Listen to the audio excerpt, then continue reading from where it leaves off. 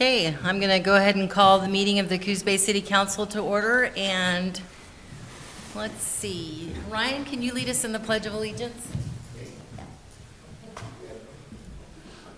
Pledge allegiance to the flag of the United States of America and to the republic for which it stands, one nation, under God, indivisible, with liberty and justice for all.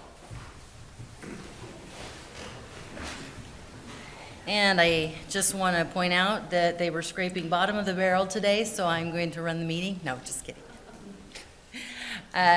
Mayor Benetti is online along with Councilor Matthews and Councilor Cribbins. It's right there. I should be able to see that far. Okay. So our first item on the agenda is a presentation by the South Coast Equity Coalition. And Jaden, you're going to present that today? Okay. So I did not print out enough copies, but I'm going to give you all our needs assessment. And it's on our website, southcoastequity.org. And it is, y'all might have to share that, okay?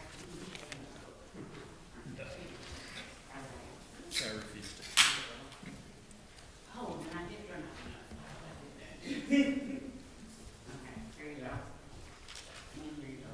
I got my own copy.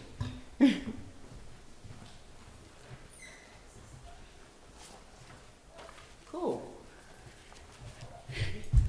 I guess I'm ready. Can everybody? Woo. Okay.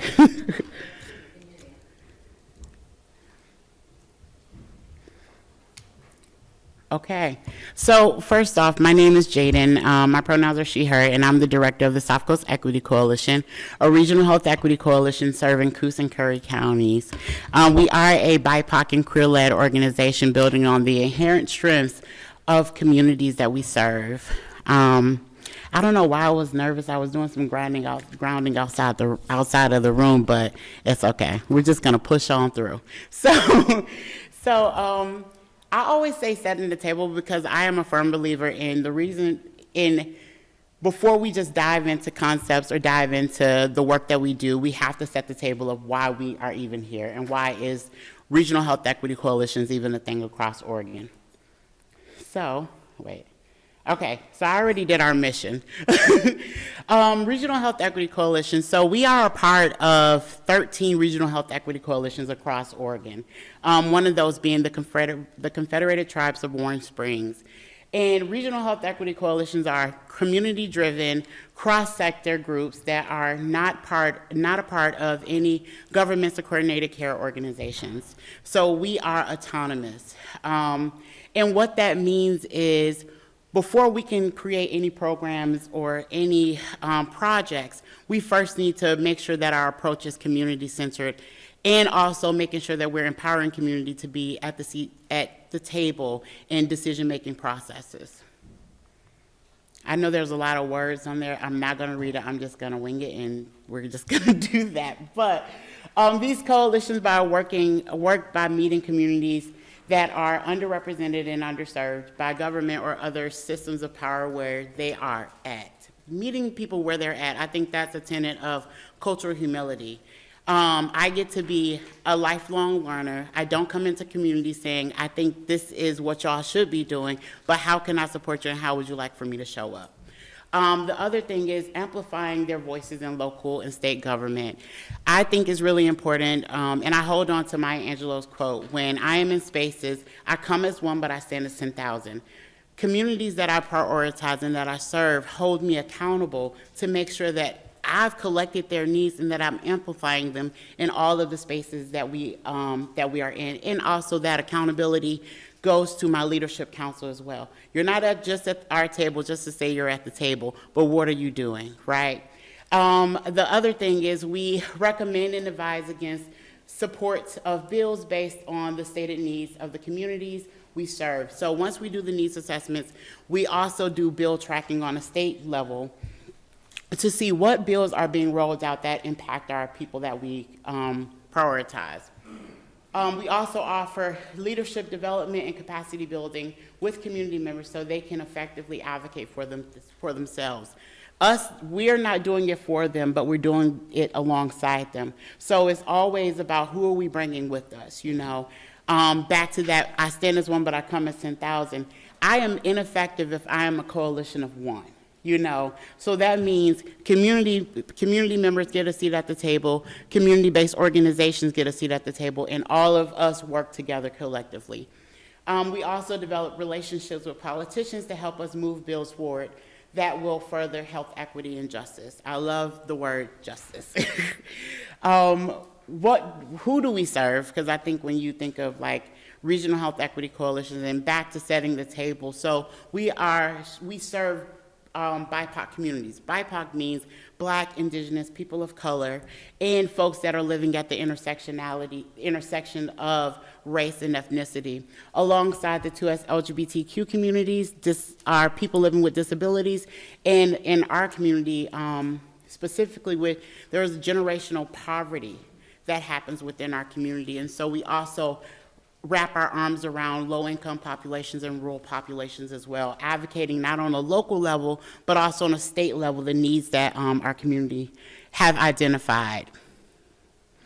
So how do we work? We operate by using collective impact principles to encourage community support to address systemic barriers to healthcare. Because sometimes when you think of health equity, how many people in here thought of healthcare? When you think of health equity, how many people thought of healthcare?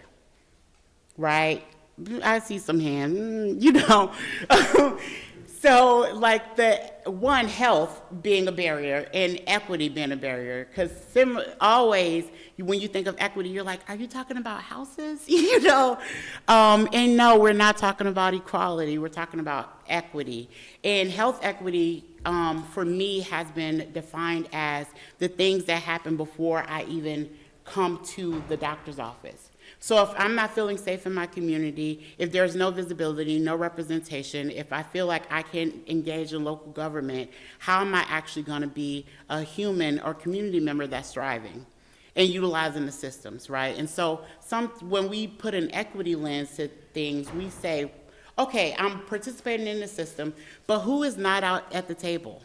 You know, and not only who isn't at the table, but why aren't they at the table? So providing that context of why we prioritize communities of color is because historically, Oregon has had exclusionary laws that made it impossible for Black and people of color to even be in communities, let alone even own land in communities.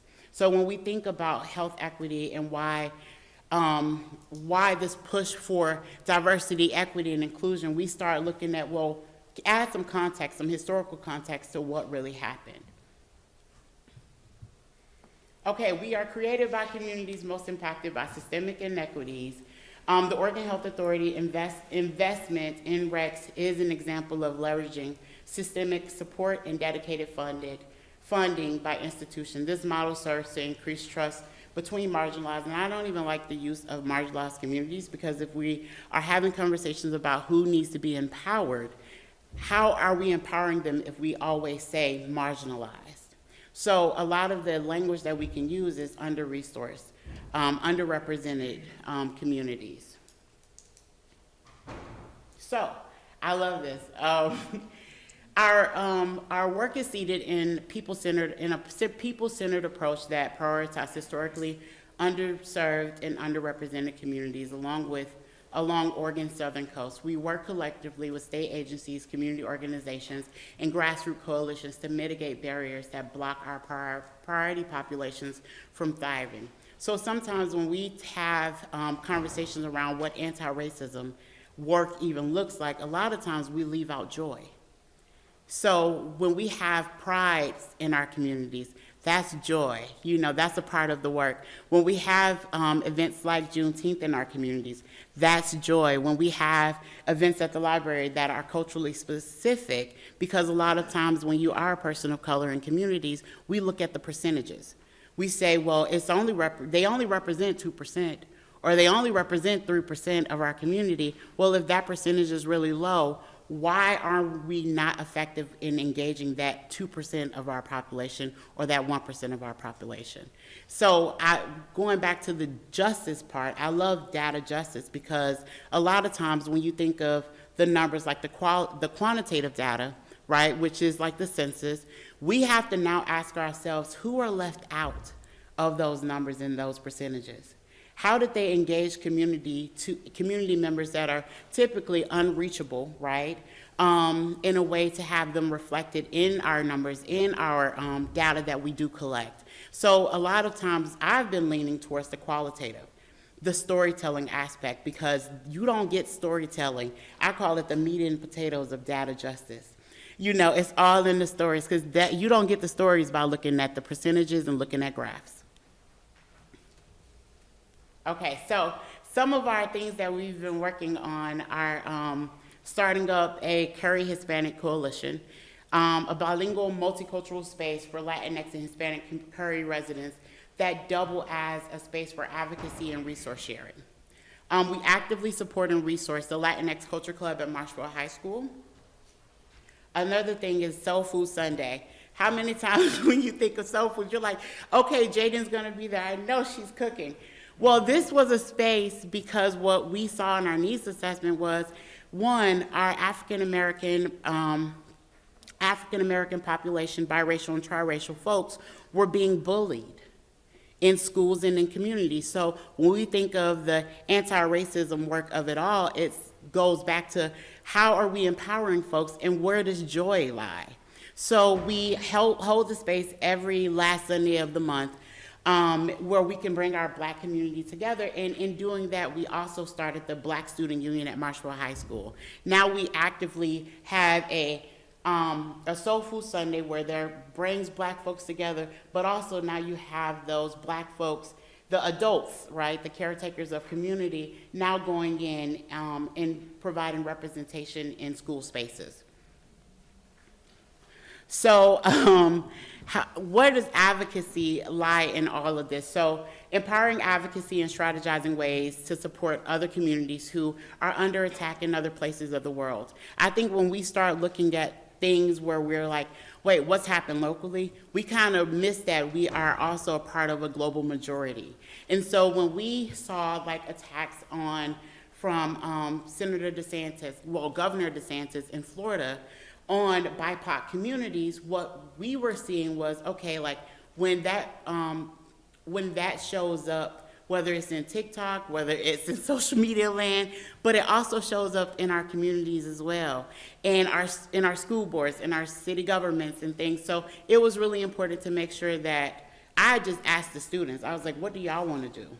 They said, we want to engage. So I set my laptops up in the office. They created some postcards, and we sent it to all of the school boards throughout Florida, the governor, the school board of education, and we emailed it and then we mailed them out as well. But also like leveraging our relationships with our allies, you know, creating not just population-specific spaces, but also making sure that folks, our friends, our neighbors are also in this fight together with us. So what we do, I don't know, I should have been timing myself, but you know, I over-deliver, over-promise. But, you know, so another thing that we do is we consult with organizations and community in our community around workshops and trainings, promoting diversity, equity, and inclusion, accessibility, consulting, professional development workshops, including topics like implicit bias, cultural humility, equity, health equity, de-escalation, inclusive education spaces, and also like how do you just talk to your community members, you know? So a lot of my time is spent with consulting, but a lot of it is one-on-ones, like, hey, Jaden, this just happened in the workspace. Can I, you know, can I bounce some stuff off of you, you know? So it all circles back to like, who am I accountable to, right? Like I'm accountable to the community that I serve. And then when I go into spaces, I also am like, okay, y'all are accountable to my community because they're the ones that are holding me accountable and making sure that I do my job, right? And so just a little bit, so I think I'm just gonna pause right there.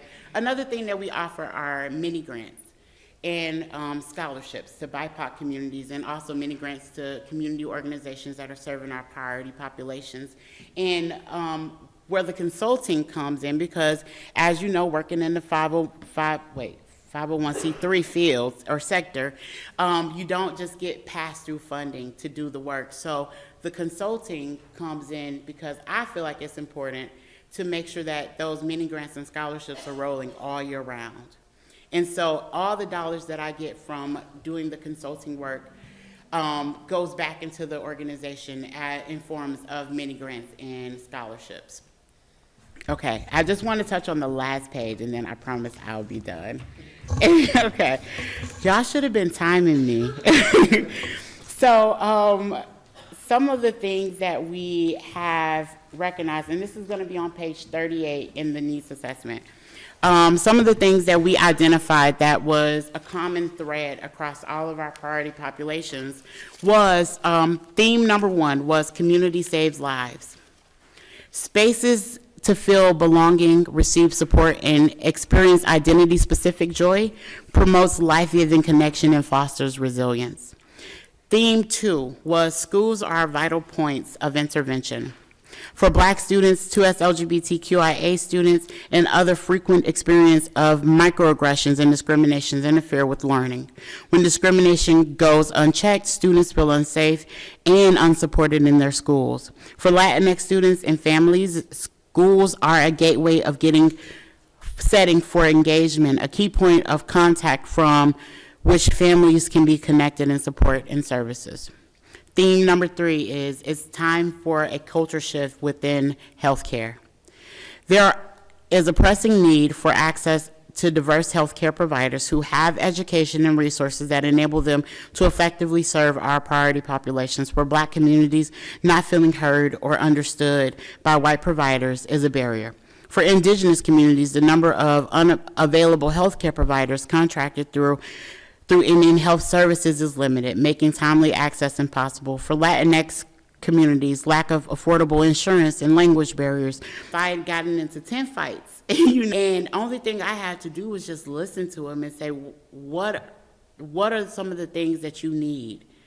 How would you like people to advocate? Because sometimes you get labeled as, oh, they're just a troublemaker or they're just a fighter, but we're not necessarily talking to our students, talking to our community members saying, what do you need? And that is a part of cultural humility.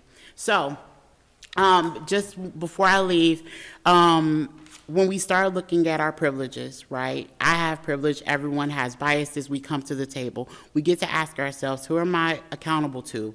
And if that answer comes up, no one, then that means I'm just swimming in my own biases. I'm swimming in my own privilege. So thank you so much for allowing me to speak. I really appreciate everyone here for engaging and allowing me to go over time. I think it was 10 to 15 minutes. I'm not sure, but thank you so much for the opportunity. Thank you. Thank you for coming and sharing. I can't think of a better spokesperson to bridge gaps in our community. So thank you. Did anyone have any questions or comments?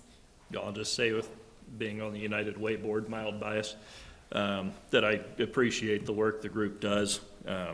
We don't always like to think about what's still lingering, but folks will remember when we had the traditional cultural protective zone issue come up.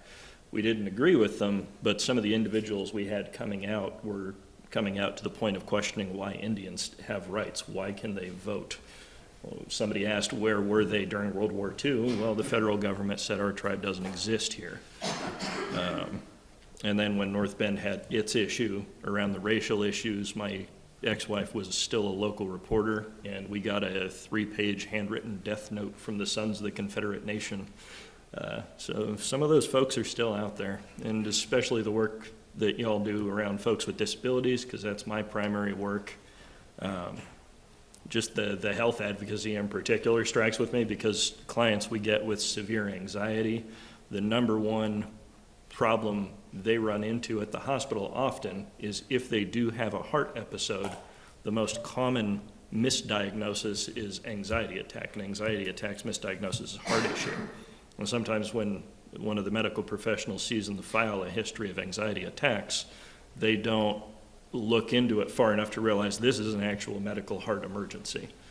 So that advocacy on the disability side is critical outright to these people's lives. So just want to say I appreciate you, and I need to connect with you actually, because I've been doing some work with the mothers of the mentally ill, and I need you to help me advocate with people. This is an incredible document. I've had the opportunity to read it before tonight, and I just really encourage everyone to spend some time with it. There's a lot of education pieces in here about the history of our area and some ugly oppression that's happened over time, and some also really great opportunities to celebrate and feel some joy. So really great work on this. Yeah, I just want to say thank you for the presentation and the document. And one other question: how do I get invited to Soul Sunday? Well, you know what? It's not food related. So it's a black space, okay? I will tell you that. But it would be nice for you to come in and, you know, talk to your constituents and your community members. Be glad to. Thank you. Great. Do we think we can get a challenge going where you teach Joe to cook soul food? You know what? I want to see what happens. Oh, yeah. I can teach anybody how to cook, you know? Not to throw you under the bus. Is this available online somewhere? Yes, so if you go on our website, it is available. Okay. And I will send it out to folks. But yes, it is available on our website. Okay, so it is available on the website if you were not able to hear that on their website, and that It's is southcoastequity.org. southcoastequity.org. Thank you so much. Thank you. I also wanted to say thank you for showing up. Appreciate the presentation. All right. There are no other comments, and we'll move. Carmen, did you have something? I just wanted to echo once again, thank you, Jaden. I really appreciated this presentation. Thank you. All right. Our next item on the agenda is the approval of Building Safety Month proclamation. And Chelsea, I think you're going to take this one? Yes. So we are in the month of May. Across the world, May is celebrated as Building Safety Month, the intent being to raise awareness about all things building safety. And so here at the city, we have a building division, and we would like to ask council to proclaim the month of May 2024 as Building Safety Month. And if desired, I can read the proclamation.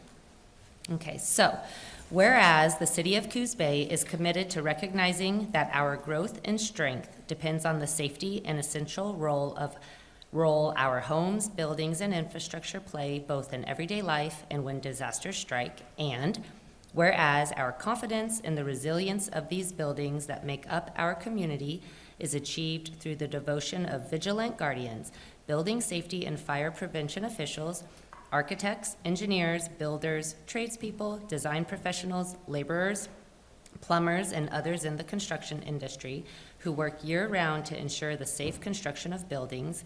And whereas these guardians are dedicated members of the International Code Council, a nonprofit that brings together local, state, territorial, tribal, and federal officials who are experts in the built environment to create and implement the highest quality codes to protect us in the buildings where we live, learn, work, and play. And whereas these modern building codes include safeguards to protect the public from hazards such as hurricanes, snowstorms, tornadoes, wildland fires, floods, and earthquakes. And whereas Building Safety Month is sponsored by the International Code Council to remind the public about the critical role of our community's largely unknown protectors of public safety, our local code officials, who assure us of safe, sustainable, and affordable buildings that are essential to our prosperity. And whereas Mission Possible, the theme for Building Safety Month 2024, encourages us all to raise awareness about building safety on a personal, local, and global scale. And whereas each year, in observance of Building Safety Month, people all over the world are asked to consider the commitment to improve building safety, resilience, and economic investment at home and in the community, and to acknowledge the essential service provided to all of us by local and state building departments, fire prevention bureaus, and federal agencies in protecting lives and property. Now therefore, I, Joe Benetti, Mayor of the City of Coos Bay, do hereby proclaim the month of May 2024 Building Safety Month. During this month, I encourage our citizens to join us as we participate in Building Safety Month activities. Thank you both. And how would the council like to proceed? I move we proclaim the month of May 2024 as Building Safety Month in the city of Coos Bay. Second. All right, we have a motion and a second to approve May 2024 as the Building Safety Month. And any discussion? All those in favor say aye. Aye. Aye. All opposed? Aye. Motion carries.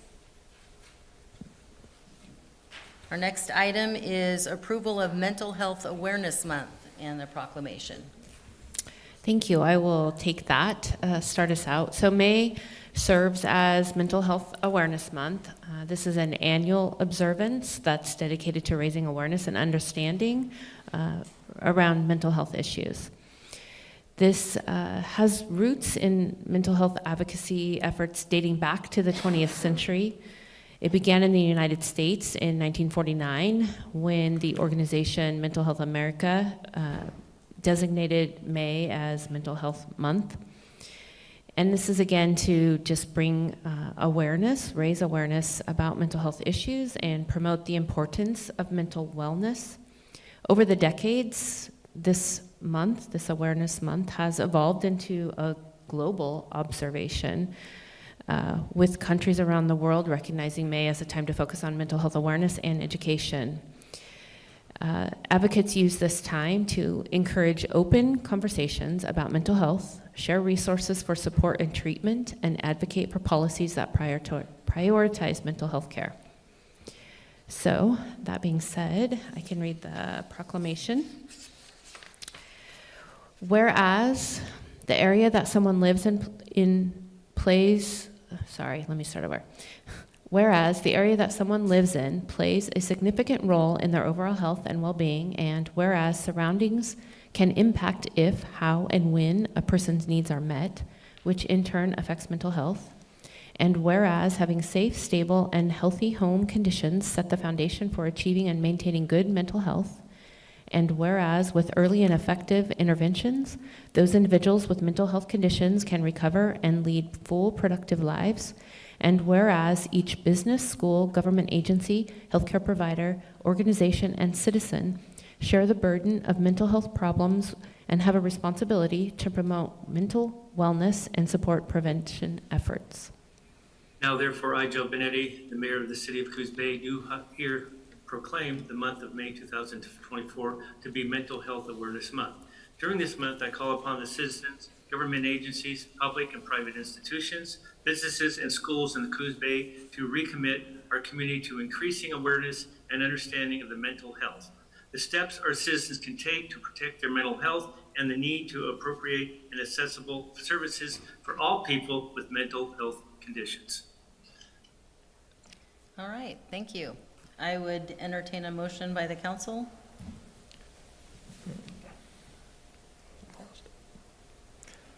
Move that we approve the Mental Health Awareness Month proclamation. Second. All right, we have a motion and a second to approve Mental Health Awareness Month.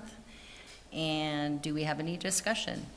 Now, just to do my usual plug for mental health, State Hospital has 700 beds. I was at Berea Hospital about a month ago checking on a past client that's a friend of mine, and I ran into the CEO, and he mentioned the State Hospital having 700 beds and the new study showing they need an additional 3,000.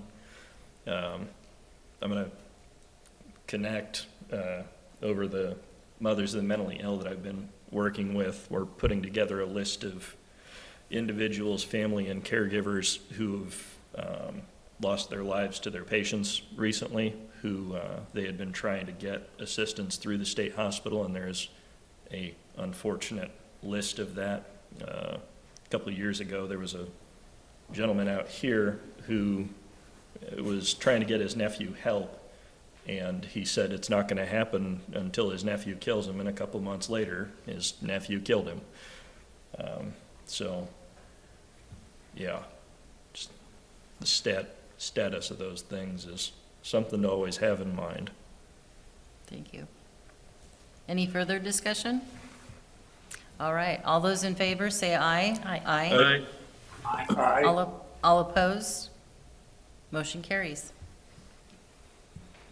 Our next agenda item is the Central Avenue Center Left Turn Lane termination discussion, and Jennifer, I believe you are going to take this one.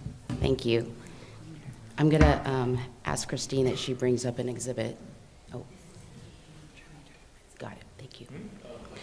It's going to help with this discussion. Drew, she's going to exhibit up on the screen. Okay. So one of the duties of the city's Parks Commission is to make recommendations to council on development of pedestrian trails and bikeways.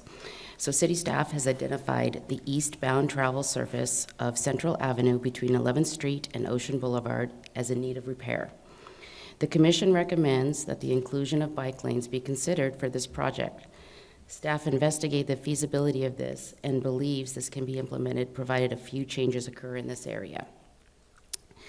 So the existing condition of this section of Central has a 2 to 3 foot wide bike lane in the westbound direction.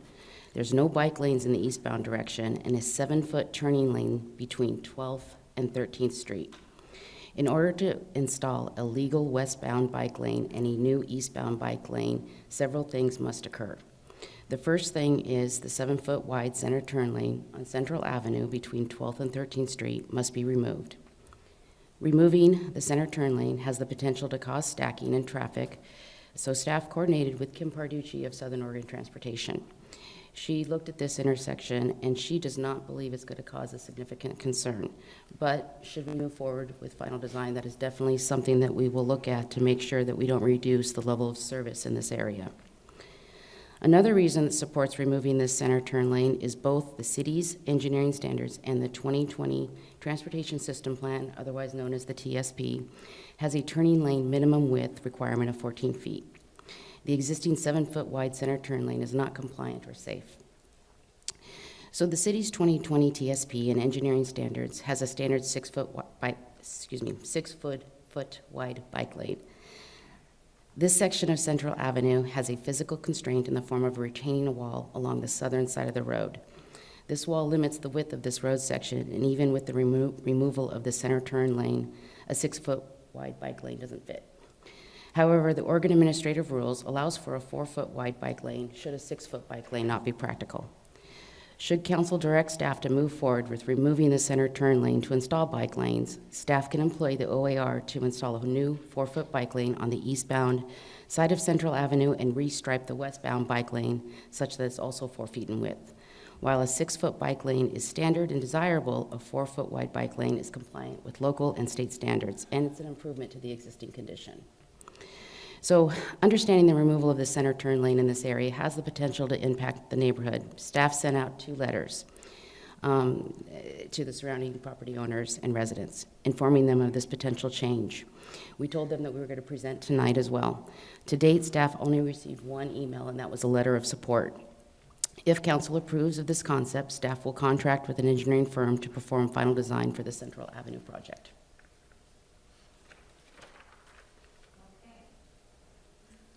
I will go ahead and open it up for comments and questions. Do we do public comment first? So I guess this is kind of up to you how you want to handle this. I would understand there are some folks here in the audience who probably have some feedback for that. We haven't designated this as a official public hearing, but again, this is an opportunity if you wanted to open it up. Okay. Does the council want to discuss this first or open it up? Curious to hear from people first. Okay. So do we have anybody that in our audience today that wanted to speak on this topic? Come on up and please give us your name and the city in which you reside. And we have an official timer. Oh, great. Well, I'll be brief. My name's Eric Clough, and I reside in Coos Bay. Front Street Community Bike Works, I'm president and founder of, and I'm also on the Parks Commission. So I just wanted briefly to express support for this and gratitude for the staff to develop this proposal. I think that should recognize that this part of the street structure of the city is a vital east-west connection, And in the long-term, big picture, we'll hopefully develop a more robust connection between the Empire part of the city and downtown. So thank you again on behalf not just of myself, but all the other cyclists in Coos Bay that aren't here tonight that probably also will really appreciate this kind of effort. So thank you. Thank you. Mike? Again, if you would give us your name and where you reside. Mike Powder. I live in Coos Bay, Empire area. It's a marvelous thing to see this. This area I have used for a year. I used this road here, and the amount of near misses I had taking my bike down there. Cars blending with bicycles does not work. You know, it is absolute mayhem, and that street there was mayhem. I'm glad to see that center lane being addressed, because I think that's very important to see that. So I'm in full support of this and very happy to see it. And then hopefully one day we'll see some speed limits changed around here. I think the speed limit there is still 30. 25 miles an hour is a good speed limit for an area like that. And I was in North Bend. I see that there's an accident at the intersection of North Bend, 101 and Virginia, I think. That's a 20-mile-an-hour zone. The car was totally on its side. So that just shows you how speed limits need addressing in this area. And I still think 101 needs addressing too. That's nothing to do with this. Thank you. Thank you. Yeah, come on up and give us your name and the city you reside in.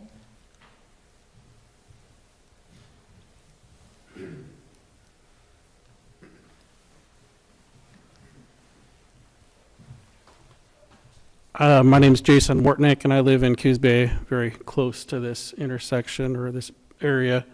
And in general, I'm open to this concept. I'd like to know a little more about it. I would like to know whether there have been a lot of traffic accidents in this area recently. It seems like it's been less with the recent configuration we've had. I just haven't noticed a lot of accidents near my house. And so I'm just wondering, if we make a change, are we going to start experiencing some more problems in that area, mostly car on car, but I mean, we also need to be concerned about car on bicycle. And so just big picture, we need to make sure that we're not kind of disrupting the apple cart. Thank you. Dean? Well, you picked a challenging section of road in Coos County, or in Coos Bay for that. So. Dean Lundy, Empire area, Coos Bay. I was going up that road or down the road. I think I was going up the road. Oh, and thank you for my month, being tripolar, the mental month. I did. Thank you so much. And I want to remind everybody that years ago, another great mayor dedicated May as Bike for Fun and Health Month. So that's a proclamation also. So it's also Bike for Fun and Health Month. I was going up the road, and a guy who works for me that doesn't have a driver's license, he has an electric bike. He was coming down the road where we're talking about along that wall there. The only place that he could ride was right down the middle of that turn lane. And I saw him and I go, oh no, this is really nuts. So anyway, thank you so much for addressing that road. Thank you. All right, any other comments from the public? How about from the council? I just wanted to make sure that the amendment to the turn lane stops before the little bit that lets folks get to United Methodist, so that they've still got a turn lane to get in that little side area. So that's still good to go? Yes. Cool. And we already let everybody know, so the folks that have driveways going into here haven't expressed any concerns or anything? Nope, only one concern was issued, and that was in support. Oh, okay. Well, cool. I just wanted to add, I think it's a valuable place to start, and I think we should move it forward. Carmen? Yeah, I just wanted to speak kind of with two hats on, I guess. As a council member, I'm in full support. I guess it's 3 hats. As a Parks Commission member, I'm in full support. And as somebody who lives on 11th Street and turns most of the time on 10th Street because of the lack of a turn lane there. I mean, the turn lane exists, but it's really not a usable space. You end up parking, or not parking, but stopping in the line of traffic anyways to turn on 11th Street. I think that it will be much better serving our community if we have adequate bike lanes as you're coming off of Ocean Boulevard.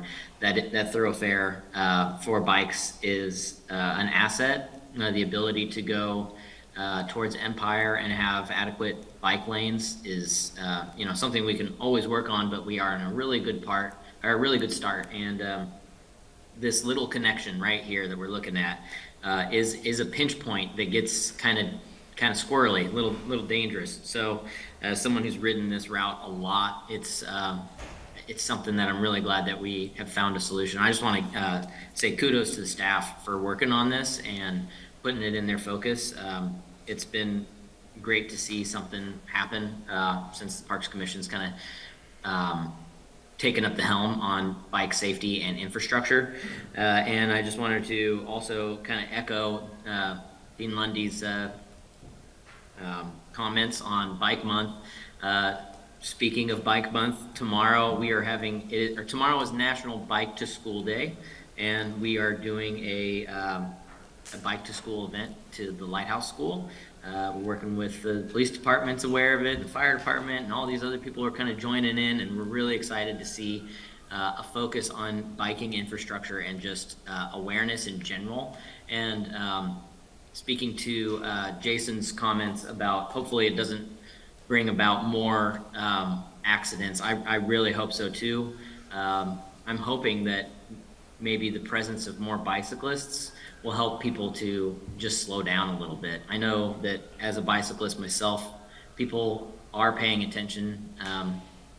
It seems like people pay attention more when I'm on the road, and they slow down, or at least a portion of the population does. And so I'm really hoping that this just kind of helps to address naturally the speed of which people travel on that little section. It becomes slightly more narrow for cars, and hopefully we'll just be paying attention to pedestrians and bicyclists with more use. So that's my comments, and I am in full support. Okay. Joe?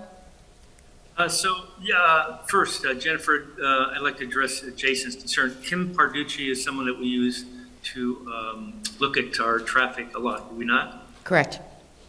And so you talked about there's going to be a design on this. Is she going to be doing it or somebody else?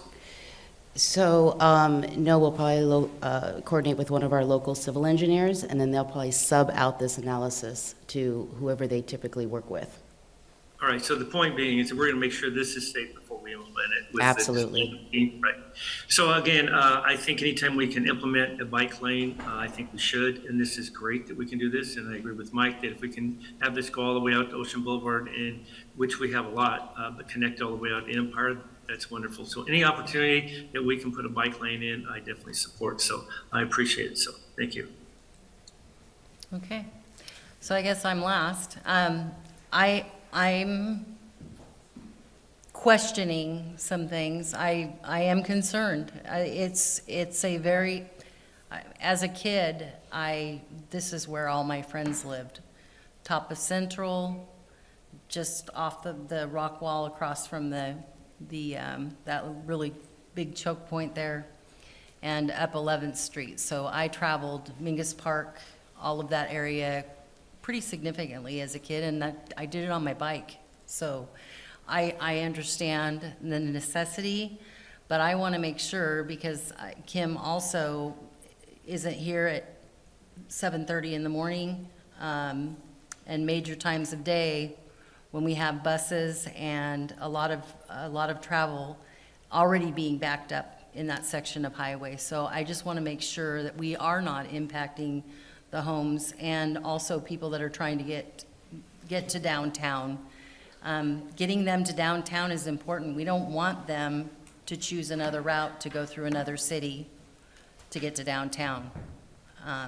And I really want to express my concern and that we do significant analysis before we pull the trigger on this. Understood. I move to approve staff to move forward with final design along Central Avenue, which includes the removal of the non-compliant center left turn lane, a new 4-foot eastbound bike lane, and improving the westbound bike lane as shown on the attached exhibit. I'll second that.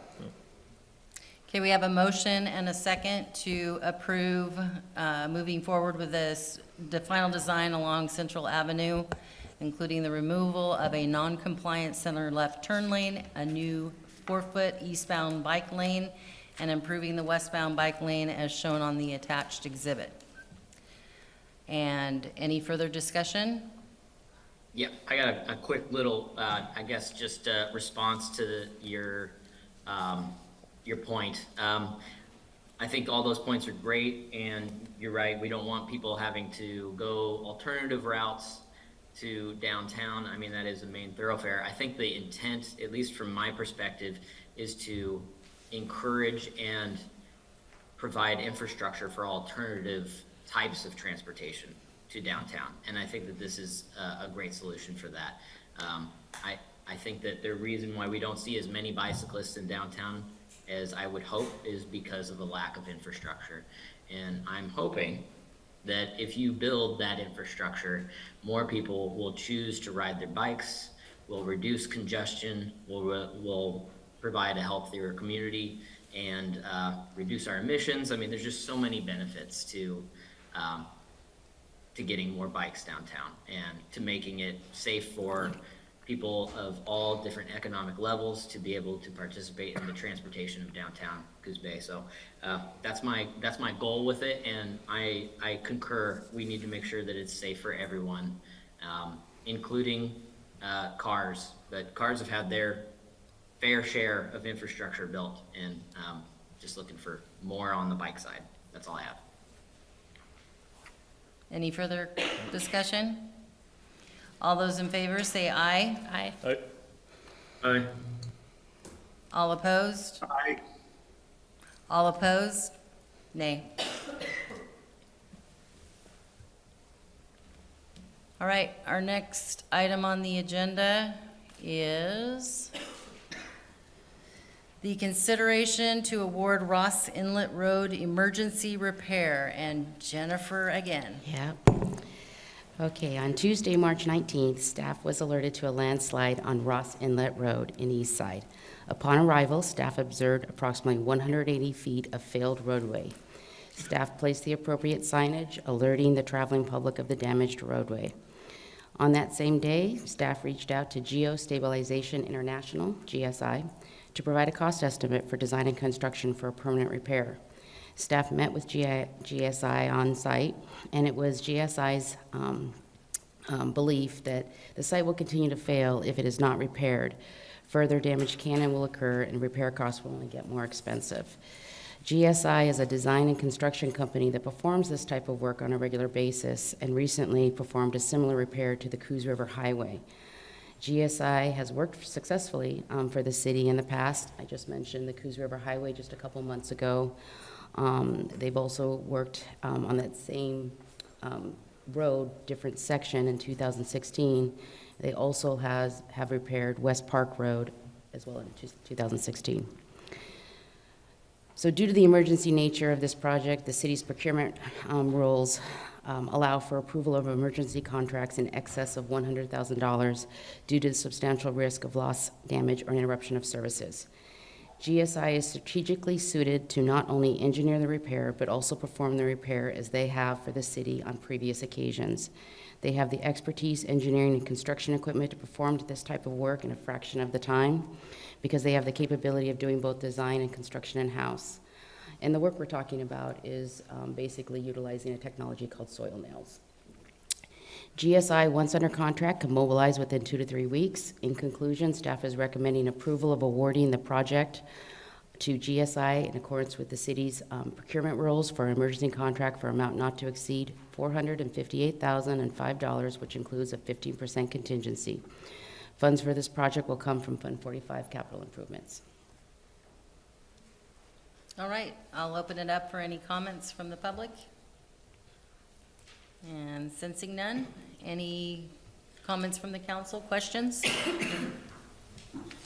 I figure I'd just ask, I mean, this spot goes out quite a bit. What are we working on with this one to make it stay put? I think it's been a while since it fell out. This is the fix. Okay, good. So Jennifer, you've mentioned that they did some work for us in 2016 as GSI. They seem to have a knack to make this work. Those roads are still in pretty good shape that they worked on? Correct. All right. Thank you.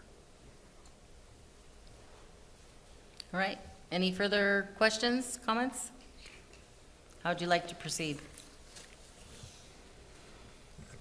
Move that we approve Resolution 24-16 authorizing the application for the local government grant. Huh? GSI. Did I open the wrong one? I move that's to no award fun. the emergency repair of Thank Ross you. Inlet Road to Geostabilization International for the amount of $458,000 and Oh, there it was. $458 and $5. $458,000 and $5. I'll get it. Which includes a 15% contingency. I'll second. All right, we have a motion and a second to award the emergency repair of Ross Inlet Road to I can't even say it either. Geostabilization International for an amount of $458,005, which includes a 15% contingency. Any discussion? All those in favor say aye. Aye. Aye. All opposed? Motion carries. It was. All right, the next item on the agenda is consideration to approve the resolution 2416 for the Oregon State Parks Local Government Grant application. And Jennifer, Hello again. it's the Jennifer show.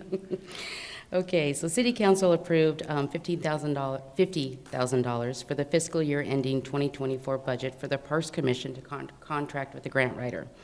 The Parks Commission is concentrating on 3 projects for the grant writing efforts. So these 3 projects are the Mingus Restrooms Rehabilitation Replacement Project, the Mingus Park Community Hall, formerly known as the Scout Cabin. We're doing a safety and stabilization project on the whole structure that includes foundation, roof, repair of the chimney structure. And then the Safe Routes to School plan for Sunset Middle School, Destinations Academy, and Marshfield Senior High. To date, the consultant has worked on 11 grants applications associated with these 3 projects. One of the most recent grants submitted is through the Oregon State Parks Local Government Grant Program, otherwise known as the LGGP. This grant app is for the Mingus Park Restrooms and Rehabilitation Project. The project proposes a new prefabricated restroom along the southern portion of the park near the playground and the rehab of the existing restrooms near the ball fields for a total cost of $572,441. LGGP requires a 40% match from the city. Staff is working on other grant applications that will cover approximately half of the match, and the other half will come from Parks capital budget and in-kind work. Currently, the grant application is under technical review.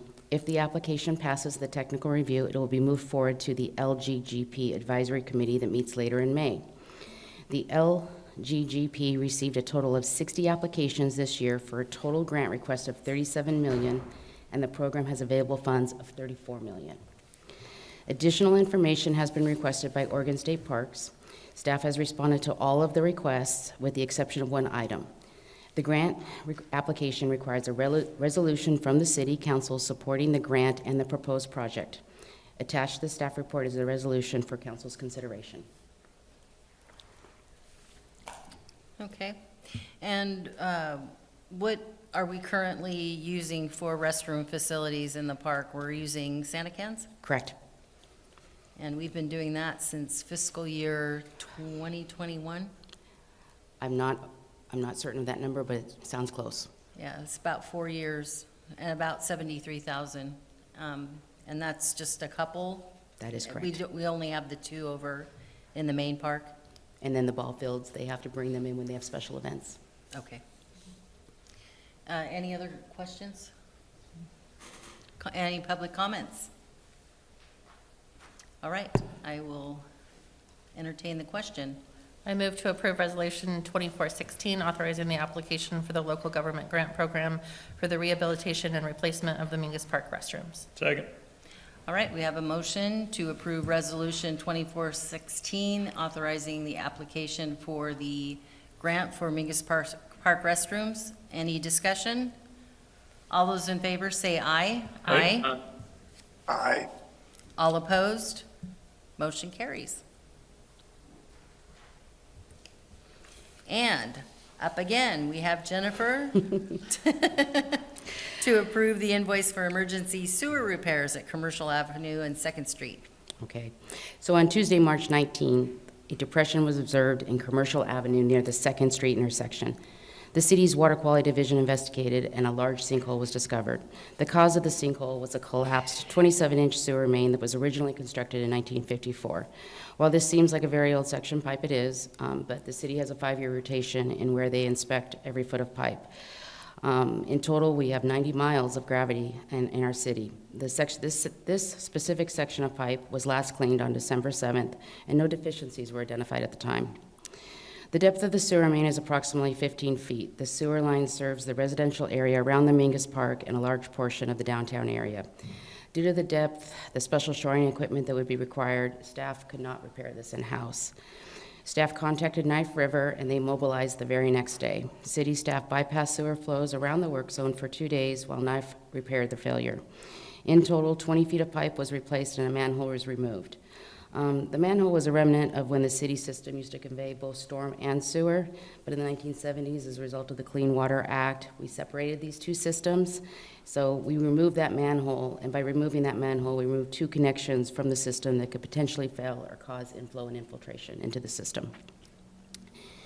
So due to the emergency nature of the project, it was not possible to obtain competitive bids. As a result, the contractor was procured underneath Section 11B of Resolution 24-13, titled Emergency Contracts in Excess of $100,000.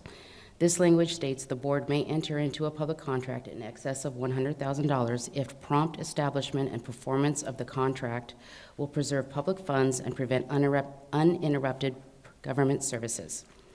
As a result of the collapse of this line, it failed to safely convey sewer, and it caused a large void under the pavement that could have, if not repaired promptly, caused more damage to the adjacent infrastructure and road.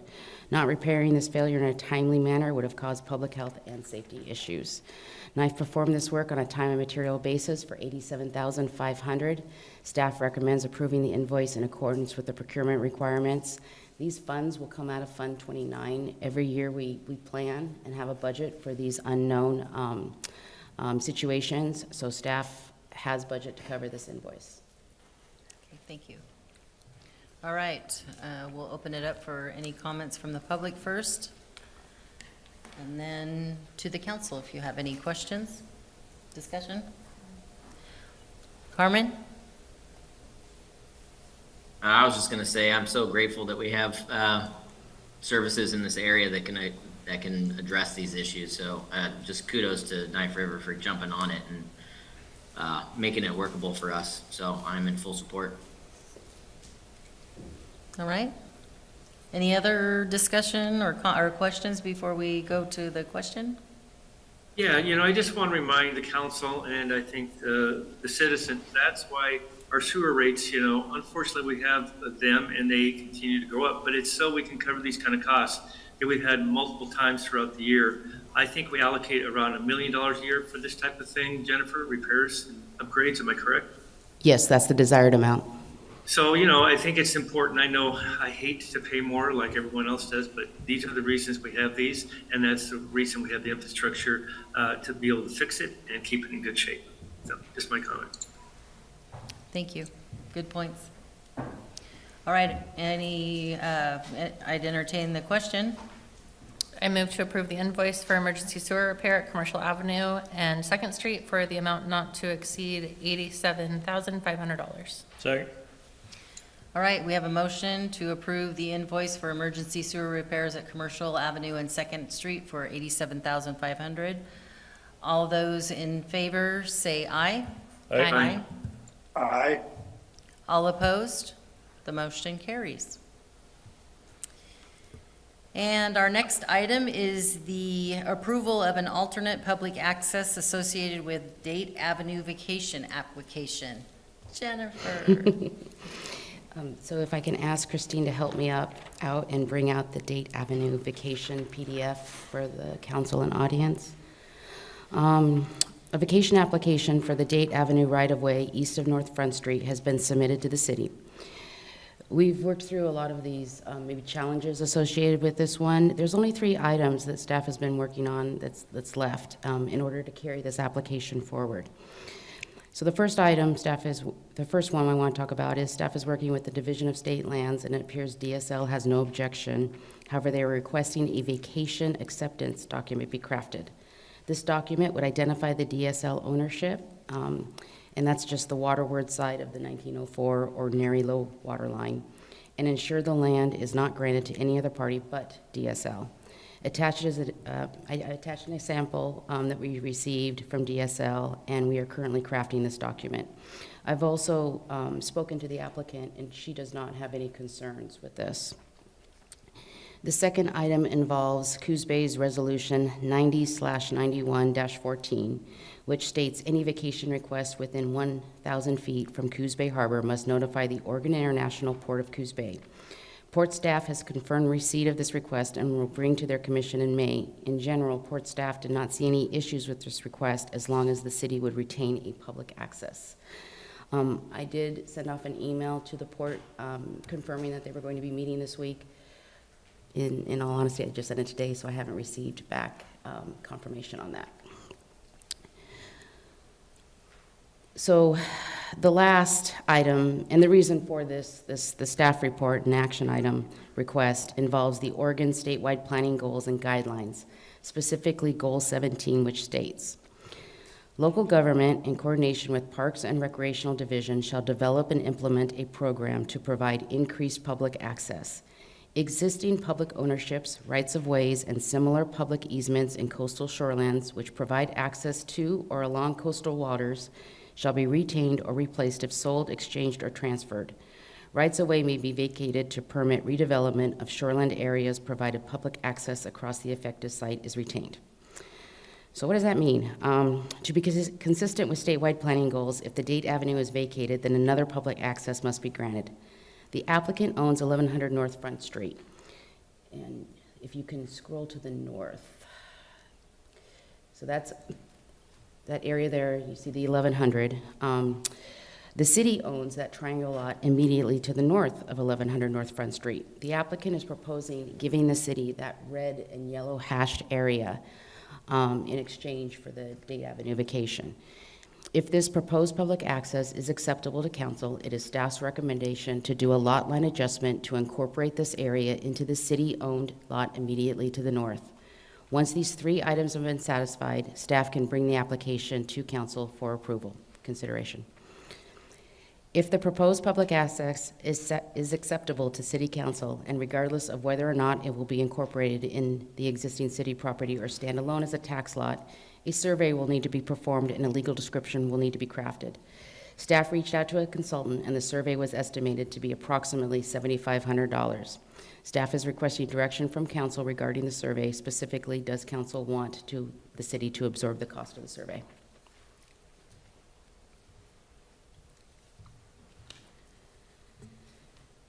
Sorry about that. All right, I will open it up for comments, questions. Joe? Yeah, so I definitely support this. This is something that's going to be, I think, a win-win for both. I understand there'll be more development on the site by Sauce Brothers Shipping, and then it will also help Coos Bay Iron Works utilize that facility. And I believe that we should pay for the survey. I believe back in some time ago, it was asked for us to initiate this if we wanted to, and I suggested that we initiate this. And by initiating it, I believe that we would be accepting the cost. We've had good partnerships with them, and I think we should continue on, and this would be something that I think that we should do.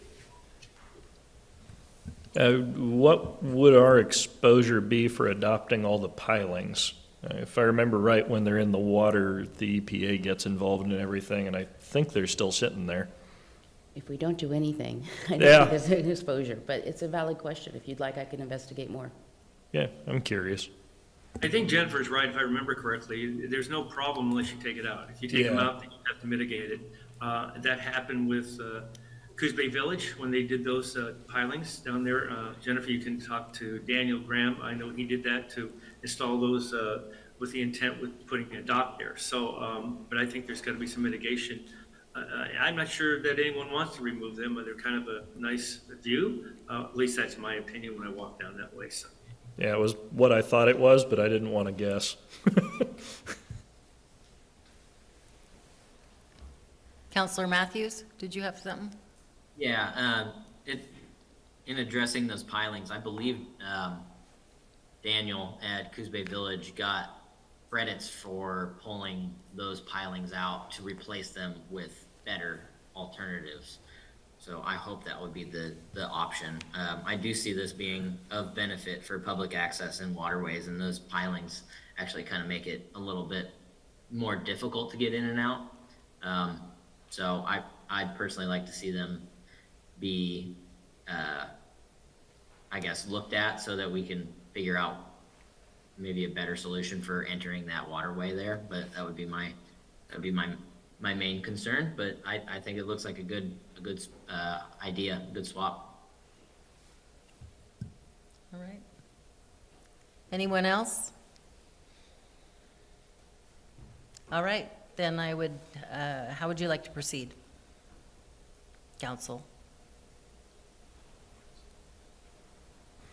I move we approve removing by vacating the existing Date Avenue public access located west of North Front Street and replace this public access with land to the north as shown on the attached exhibit. Do we want to add that second bit Do we need to? in something this about or the- do it as two? Something about the cost? Okay. All in one. If approved, staff is requesting direction from the council regarding the survey specifically. Okay, did we want to say we're absorbing the cost? And that we'll absorb the cost of the study. Survey? Was that a second? Yes. Okay, so we have a motion to approve removing the existing Date Avenue public access located west of North Front Street and replacing the public access with land to the north as shown in the exhibit, and also to absorb the cost of the survey. And we have a second. Any discussion? Yeah, a little bit. So I just want to make sure that that piece on the north side next to this, it says city-owned. Is that what we acquired from the museum? Is that the piece? Isn't it? I thought that at one time that we had, we broached the Coos History Museum to acquire that. You remember? That triangle piece that says city-owned? Yeah, I believe you are correct. Okay. And the second thing is if, once we acquire this and the survey and everything, the deeds are transferred, is there a possibility, Jennifer, of getting a grant for a dock on here, you know, from, I don't know, whatever agency? I know we talked about getting a dock somewhere else one other time. I didn't know if that would be something we could try to do also. You know, there's always a possibility. We just have to keep our eyes open for the opportunity. All right, thanks.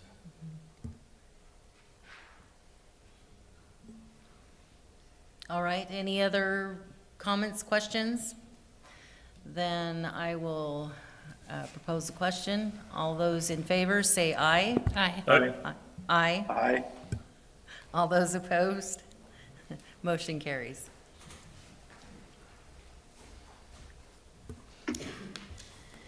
Our next item on the agenda is, it's that time of year, and it's Jennifer again with the 2024 pothole projects. Yes. So city staff, just a little background, city staff evaluates city streets infrastructure to identify recommended road repairs and improvement projects. We look at them in typically three different ways. We contract out the large road reconstruction and roadbed repairs. Typically, these repairs require engineering because of cross-sections, ADA improvements, requirements, curbing, gutters, signage, and striping. The second way is we contract out large pothole repairs. These potholes are beyond the capacity of city staff ability to competitively repair the potholes of this size. These projects are typically designed in-house by staff. The third way we look at road repairs is our small potholes that are typically less than 100 square feet. These are repaired and designed by staff. To date, this year, staff has repaired 248 small potholes. So staff's identified 46 large potholes within the city limits recommended for repair. The attached aerial map shows the location of the potholes. Staff estimated a project cost of $200,000. The city advertised for bids, and two bids were received. One from Knife River Materials for $164,560, and another from Johnson Rock for $342,840. Staff recommends awarding the 2024 pothole repair project to the low responsive bidder, Knife River Materials, for the bid amount of $164,560. Staff also recommends council authorize a 15% contingency for a total project cost not to exceed $189,244. Funds for this project will come from our TUF dollars, our Transportation Utility Fund dollars, and this was a planned project. All right, are there any comments? Any questions? I'm just asking because the map didn't include Empire, but I'm thinking that's because we're using a different funding stream, right? No, so we to date have actually done a lot of work in Empire. So to date, last 8 months, we've repaired 163 potholes in Empire. We've graded and regraded 11 gravel roads. We've reinstalled 3 rapid flashing beacons. In the past 2 years, Michigan Avenue between Cape Arago and Cayman was reconstructed for a total of 14 ADA ramps. Remember that. North Wasson between Newmark and Shetter was reconstructed, 4 ADA ramps. And LeClaire was reconstructed from Ocean just to north of Milligan Ave, 1 ADA ramp. So we like to kind of Makes sense. share the wealth. Okay. There's a lot of potholes. Yes. All right, any other questions? Can I have you come up to the microphone so our people online can hear you? Yeah, go ahead and give it into the, can you go behind the podium to the microphone? Give us your name and where you reside. Thank you. Thank you. And I apologize for my appearance. My wife was intubated and airlifted out of here on Saturday out of Bay Area Hospital. And I want to file a formal complaint against one of your city managers. His name's Ed Hatley. I call him Smed because it's Smelly Ed. I've known him for 20 years, okay? He once threatened my kids' lives. Sir, I want a formal complaint. I'll leave this here with you guys. You guys can read it. I'm tired. I haven't slept in 3 days. I would like him to be here to the next city council meeting where he can defend himself. And by the way, he's never graduated from an accredited engineering school. Sir, right now we're on. I'm sorry. We're not on public comments at this moment. I meant to have this typed out, wait my turn, but I haven't slept in 3 days, so, Mr. McClintock, I might. How about we have you give that to our attorney? And I'll get out of your hair, and I apologize about I'm not a public speaker. I'm not a forum guy. You're okay. I hate Trump. Thanks, Mr. McClintock. all right, thank you for coming in, and I'm sorry to hear about your. I apologize. That's fine. For my behavior. Ward Stoley, 51855. All right.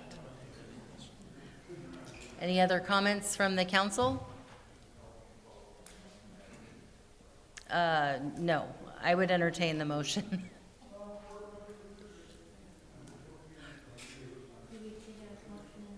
Not yet. We're doing that right now.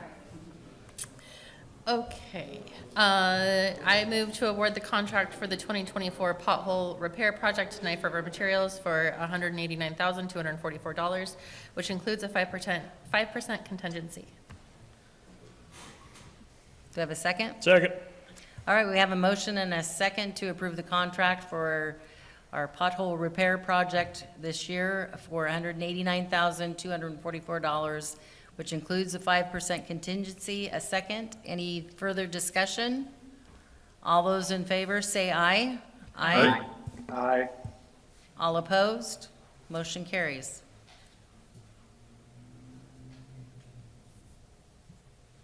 Our next item is the Mingus Park Pool Boiler Replacement Project and a change order, and I believe Jennifer has that as well. Thank you. So as you know, on December 15th, 2023, the boiler that heats the Mingus Park Pool failed. Staff published a request for bids for the replacement of the boiler. 4 bids were received on March 5th. The low responsive bid submitted for the Mingus Park boiler was $74,240 by Northwest Boiler Incorporated. Per the city's procurement rules, the city manager has signing authority up to $75,000. The contract was signed and executed. During the submittal process and review of the specification sheet provided by the contractor, it was discovered that the specifications called for galvanized piping and hangers to support the gas piping. Due to the nature of the environment and the chemicals used to operate the pool, it was decided by staff to use stainless steel hangers and piping. This change had a cost of $864.21. To increase productivity and monitoring of the boiler, it was requested the boiler be equipped with a remote monitoring system and integration software. This upgrade will allow the ability to make This upgrade will allow the staff the ability to monitor and make adjustments in real time. This change has a cost of $1,500. The third item associated with this change order is the inclusion of a pump on the upstream or the inlet side of the heat exchanger. The pump will increase the amount of water flow coming into the heat exchanger. This will serve 2 roles. The first will be to maintain constant pressure through the heat exchanger, and the second will prevent back pressure on the upstream piping. This change had a cost of $6,525. So due to the dollar amount of the change order of $8,889.21, the contract has been increased to $83,129.21 and requires council approval. So just to talk about funds for this, our citizens and with also a local, and maybe Nicole can help speak to this, but I think a local bank applied for a grant, and in total, for this boiler replacement, we received $80,132.91. In addition, staff worked with Energy Trust of Oregon, and we received incentives for $21,000. So for this effort, we had donated in donations, grants, and incentives, $101,132.91. So the cost of the boiler is fully covered, and staff's working with the pool board with the goal of the board creating a rainy day fund with these additional dollars to go towards future pool mechanical upgrades and replacements. Excellent. Boy, that's an important component of this, because this was kind of out of the blue and a big concern. Is that what you were going to say too? Jen's really great job. Yeah. And thank you to the bank and the community for supporting this. I think it shows everyone's value and interest in the pool, and that was some really quick fundraising also. So kudos to everyone. Thank you. Anyone else? Yeah, it's just for some clarification. So Nate, even though that we have the extra expense on this, it brings it up to this $83,000. We don't have to go back out again, because even with that cost added in, it's still lower than the other submittal bids. Am I correct? That is correct. And these extra expenses are just going to make the life of the spoiler longer. Sure, I totally agree. I just want to make sure that we don't have any issues. So anyway, and I definitely want to thank all the citizens of Coos Bay for their generosity in stepping forward to make this happen. So thank you so much. All right. How would the council like to proceed? I move to approve the proposed change order for the Mingus Park Pool Boiler Replacement Project, which brings the total contract price to $83,129.21. Second. I'll second that. All right, we have a motion and a couple of seconds to approve the proposed change order for the Mingus Park Pool Boiler Replacement.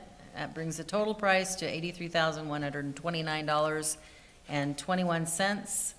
A second, and any discussion? All those in favor, say aye. Aye. Aye. Aye. All opposed? The motion carries. And our next item on the agenda is to approve the transition of managed IT services to a new vendor. Nicole? Yes, thank you. So to give you a little bit of background, we are currently receiving managed IT, which is essentially just our technology support here at the City of Coos Bay by Executech. They have been with us since 2016. They are a firm out of Utah and connected to us. I think our previous finance director connected with them at a CASEL conference. That's our essentially our software that we use to manage our finances here in-house. So we've been, about 8 years working with this firm, and both they and the city have changed, evolved over those years, both in size and in needs from the city's perspective. Recently, I would say maybe the last couple of years, we struggled a little bit with those kind of evolving changes, both with their team and with ours, and kind of finding a middle ground where the service was, the expectations were being met. And we've kind of tried to look at this a little bit holistically, what alternatives might be available, consideration as far as bringing that in-house. We've looked at that model in the past. We did that with the wastewater system, brought that back to in-house management. Of course, that might seem like the best choice. However, the cost of that, knowing that we have a 911 center that needs 24/7 support, kind of makes that outside of a one-person responsibility. We need, all the time, and that's not what one person is going to be able to do. So that's quickly been pushed aside currently as an option. We looked even reaching out to other area entities and maybe seeing if we could create like a consortium of providers who could service other cities. And there just wasn't a large enough support in order to financially stand up a group of, say, 3 to 5 professionals. So we kind of then came back into using the same model, a managed IT service consultant, just looking for other providers in the area. We were able to connect with Systech Consulting. They're actually out of Roseburg. They currently work with the city of Roseburg, so a pretty significantly sized city. They also work with the city of Bandon, and also contract with the Coos Bay School District. They handle, bigger projects. They kind of come in and provide support for that. So we've reached out and talked with all of those entities to kind of get a feel for their experience working with this firm. We've met, we've had some multiple conversations with, and I think we've got possibly a couple of representatives with us here tonight. One of the challenges that we've had is having enough service hours to meet the needs, and there are some pretty significant needs. As we all experience, we've moved from a paper kind of methodology into more digital work, and that happens across the board. Our police department, our fire department uses digital devices in the works that they do regularly. So, we have body cams for all the police department. There's just a lot of technology needs now. So that means our support's on the high end, of course. I think that Systech's model fits better with our what we need here on the ground. We can use a help desk model, but we really do truly need somebody who can be here consistently to help out. So what Systech has proposed is in line with what we are currently already expending towards the service, but it expands the service hours that we would be allotted.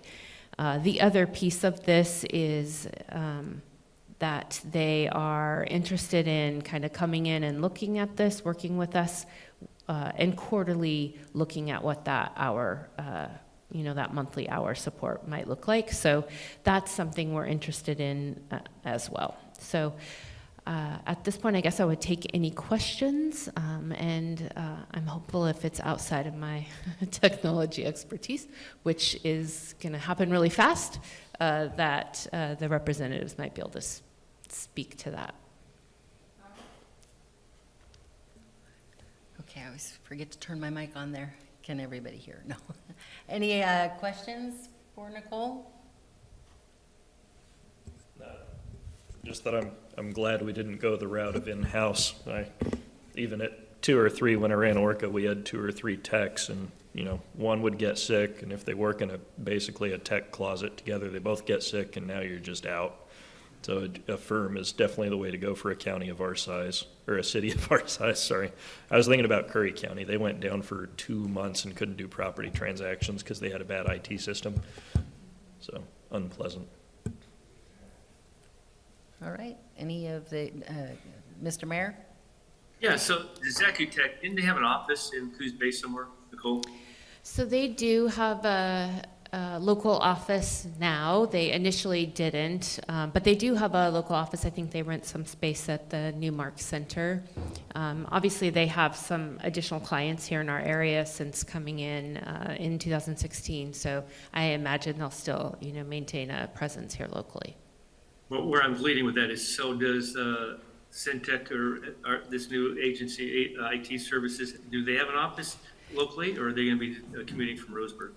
So they do not currently have an office locally. They are able currently, for example, the city of Bandon, though again, we'll acknowledge they don't have a dispatch center, so it is a little bit different, but they handle all of their needs remotely. They, I understand, are putting a couple of people on staff that they do expect would be available for local support. Thank you. Any other questions? And we do have some representatives online. Yeah, I can see that Eric is there, and I think AJ is probably also, I just can't see the scroll. Yeah. Yeah, this is AJ. I'm on here. Can you hear me? Yes. Yes. Yeah, and to kind of add on to Nicole, we are already proactively looking for office space in Coos Bay, North Bend. Already kind of have a couple leads on a couple spots, and some techs that are possibly relocating to Coos Bay from Roseburg, or even one that we've interviewed that is on the coast in kind of preparation for this relationship. Thank you. Any other questions? All right, how would the council like to proceed?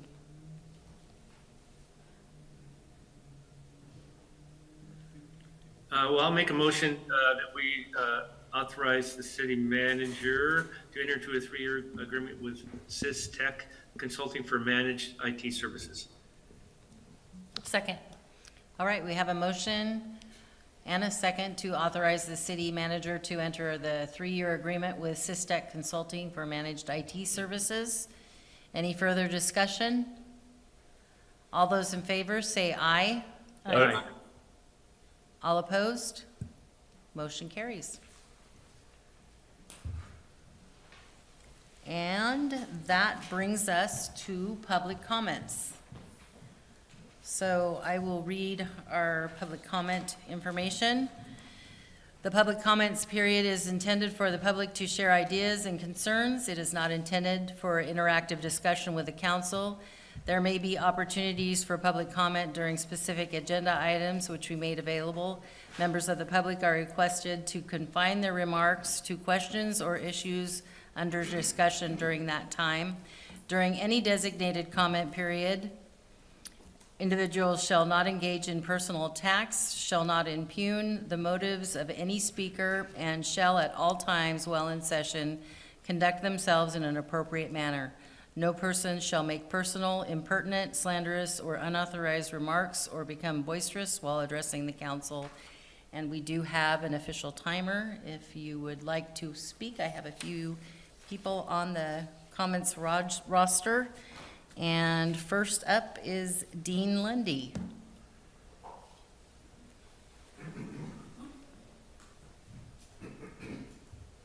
Please state your name and the city in which you reside.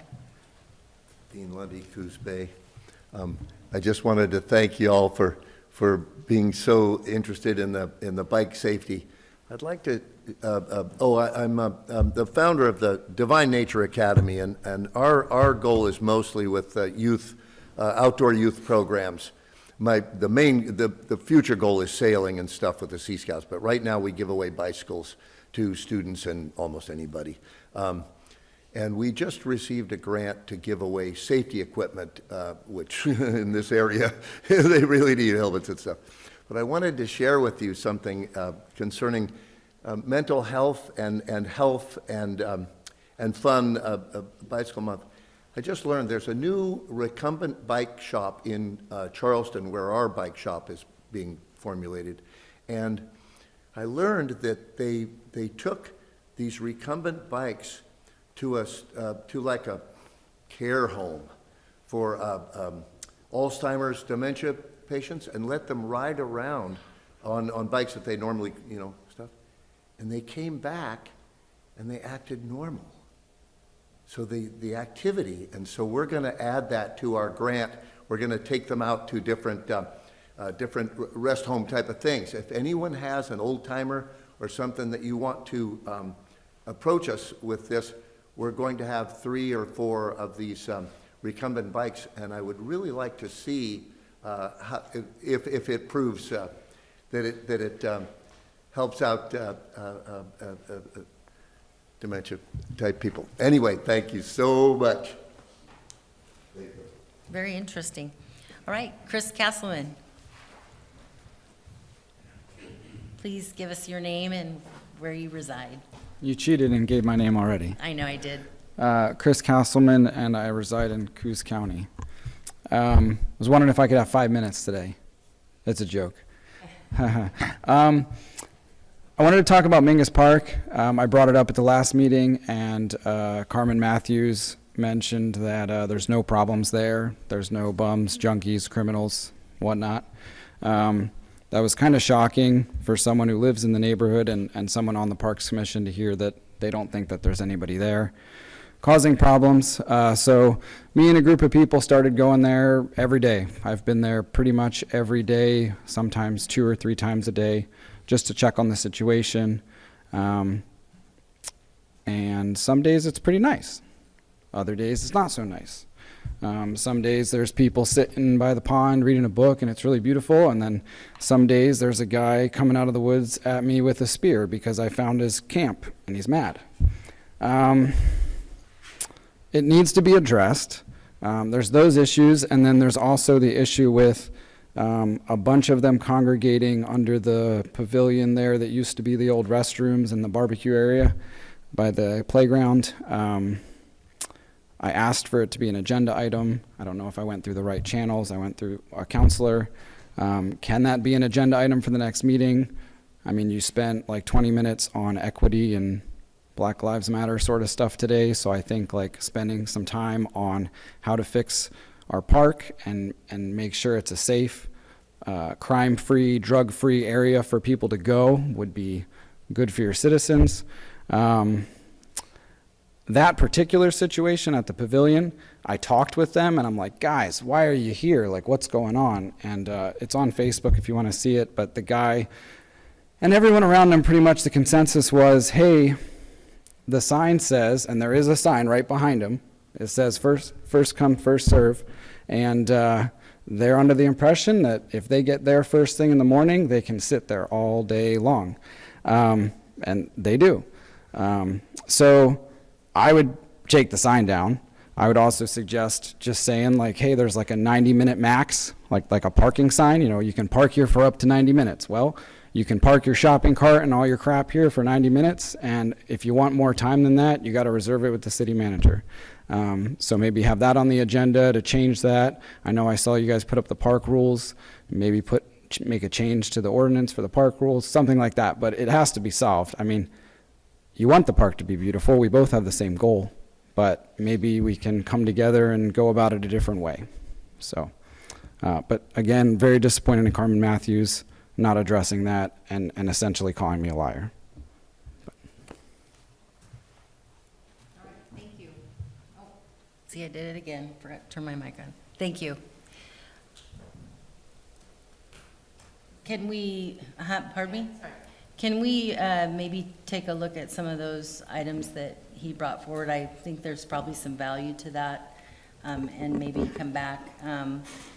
I know that adding an item to the agenda was, at that time, it was really close. The agenda had already been set, so I don't think it's off the table, but we can certainly look at that. We also, it's not an immediate thing, but we do have intention to remove that facility from the park, and the bathrooms will not, the new bathrooms will not include that kind of space.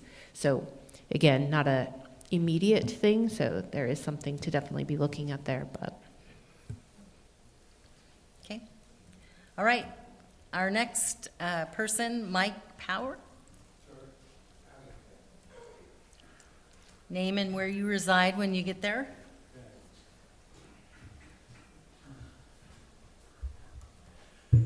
Mike Powder, Coos Bay. And first off, the months we have awareness months and all that sort of stuff, but just out of interest, it's Older Americans Awareness Month this month too, and it's also Zombie Awareness Month this month too, which goes in tune with bicycle safety awareness.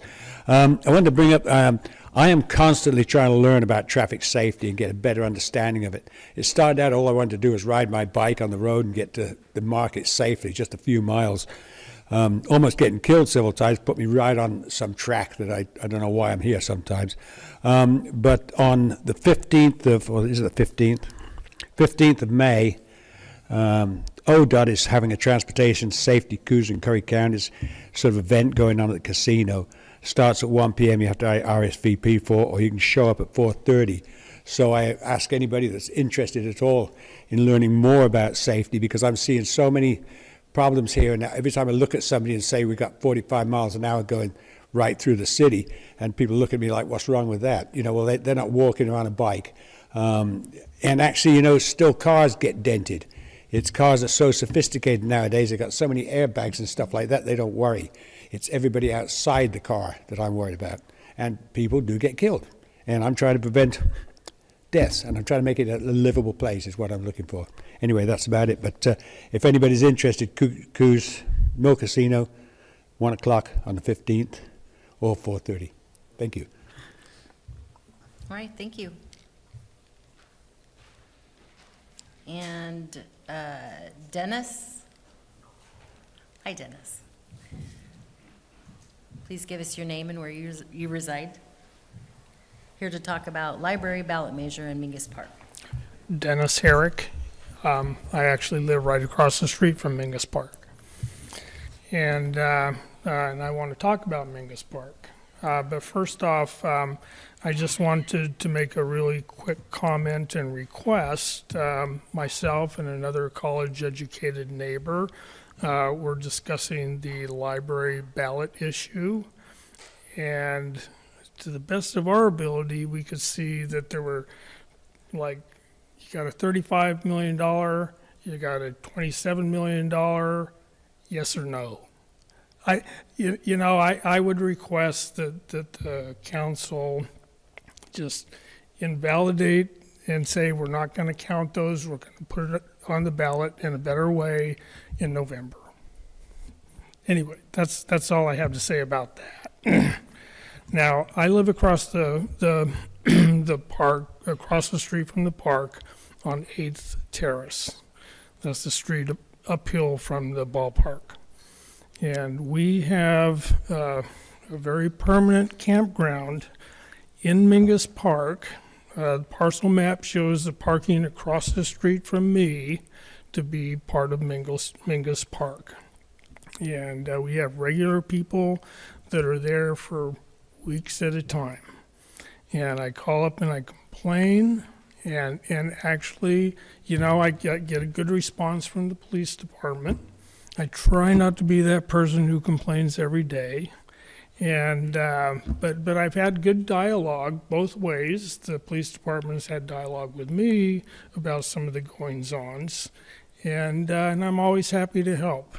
And, but I've got people, I just have some bullet points here. Things that I see, people throwing a hatchet at the utility pole for target practice in the park. We currently have guys struts around multiple times a day with a large whip, cracking the whip, walking up and down 8th Terrace. You can hear it all over the place. And it's a very intimidating thing to do. And it doesn't seem to me that that's right. I called up, we had a guy with a very large axe cutting firewood in the park, and living in one of the cars across the street. Of course, then the trash and personal belongings and carts and tires and car parts. It's like a permanent repair shop for automobiles over there. I feel sorry for people who really have no recourse but to try and fix their own car on the street. My heart goes out to them. But I also have people stealing parcels from my home. I have people that had to be chased away in the middle of the night stealing gas twice. I've had, oh, thank you. What I was going to ask is if that's a list that we can you can provide to the city manager so she can provide that to the police department. Okay. I will put it in a good format for you because I don't want to give it to you like this. Yeah, thank you. All right, thank you for coming. And Jason, I think, spoke already. Okay. Anyone else who would like to make a public comment? All right, then we'll move on to the council comments. What's that? City managers comment? Oh, sorry. I mean, you're welcome to move items around or off. Hopefully just a quick couple of things. So I wanted to thank the crews that put together the Bay Area Brigade over the weekend. It was the 101 cleanup. The weather was less than enjoyable. We had 3 people in the community, that's all that showed up.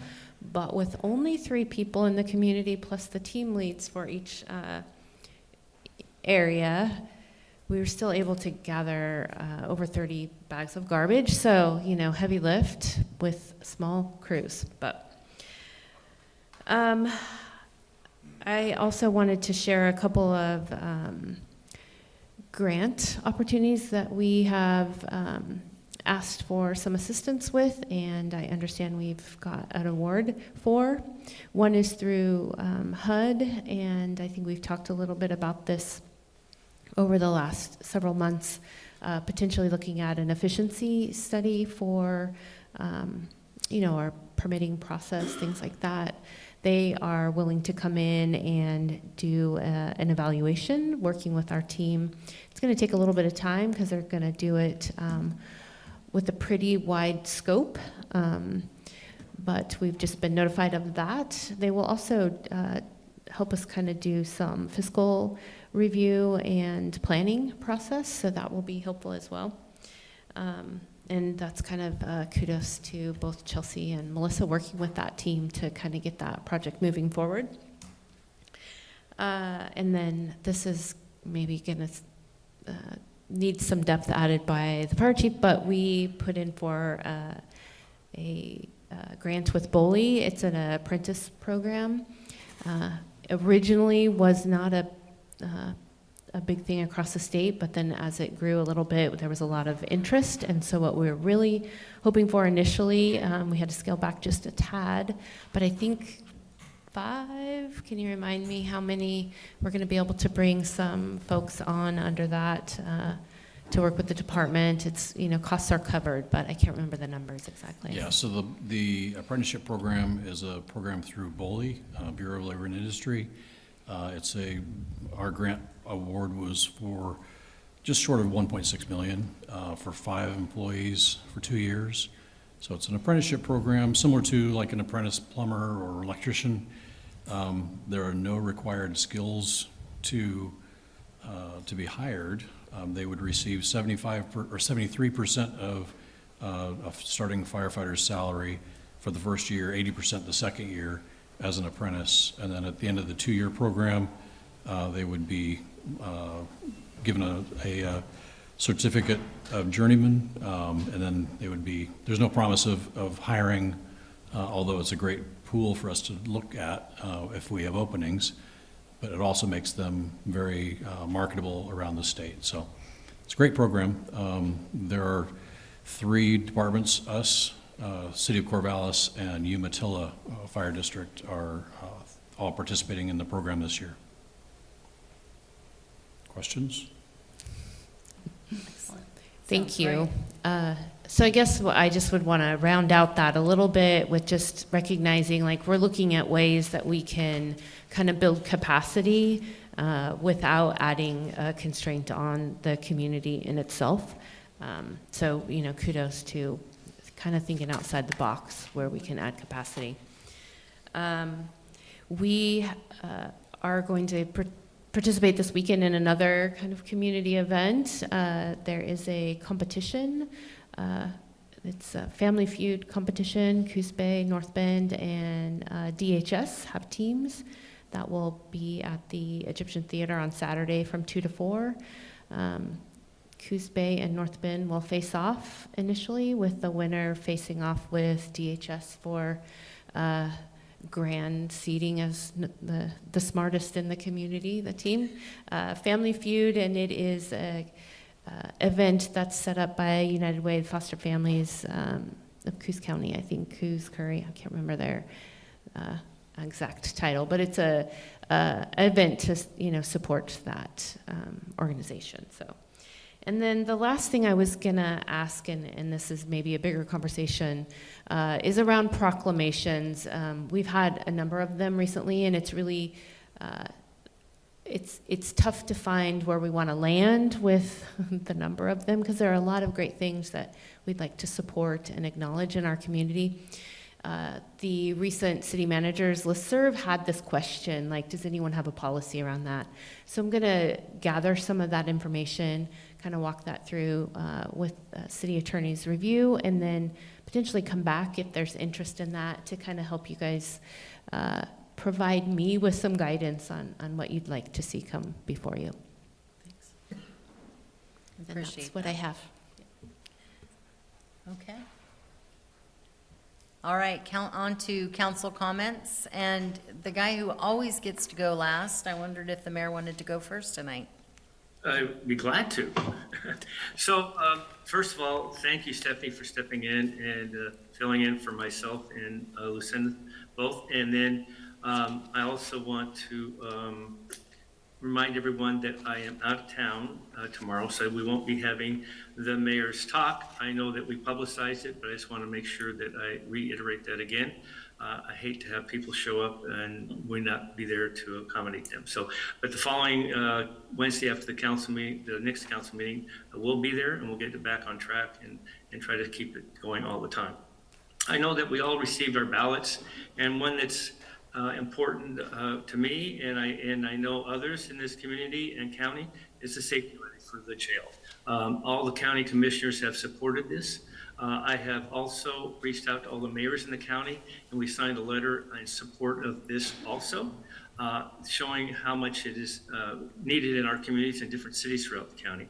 The thing that I have not done is I really have not asked our city council how they feel. I hope that they support this and are going to be out and about promoting this jail levy.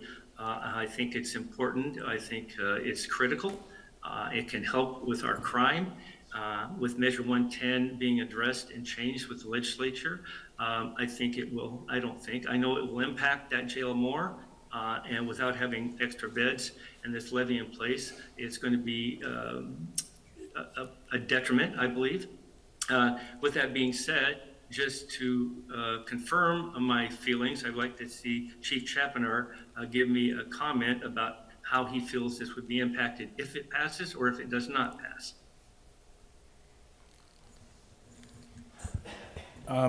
Well, I guess I would just comment that I don't think anybody would deny the fact that we have to have a functioning law enforcement that can go out and address these issues that were even brought up tonight. We also have to have adequate beds that would accommodate our community's needs, as well as we have to have adequate courts and the prosecution side of the equation as well, in order for the criminal justice system to work as it's intended to work. Thank you. And I just want to applaud John Sweet, Commissioner Sweet, and also Sheriff Fabrizio for going around and explaining this and having multiple forums to explain why this is important. And I hope that we can move this thing forward. Also, the DA needs to be thanked. So those are my comments. So I just like to know how the council feels about this. I'd like to hope that they're on board. All right, thank you. Councilor Matthews? All right, hello.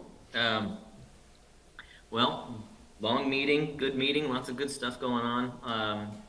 I'll start off with just addressing one of the comments that was directed towards me specifically, and Mingus Park in general. First off, I want to apologize if my intent didn't come across as it was supposed to, which was not to deny the existence of problems that are all around us, but to present an honest appraisal. I don't believe that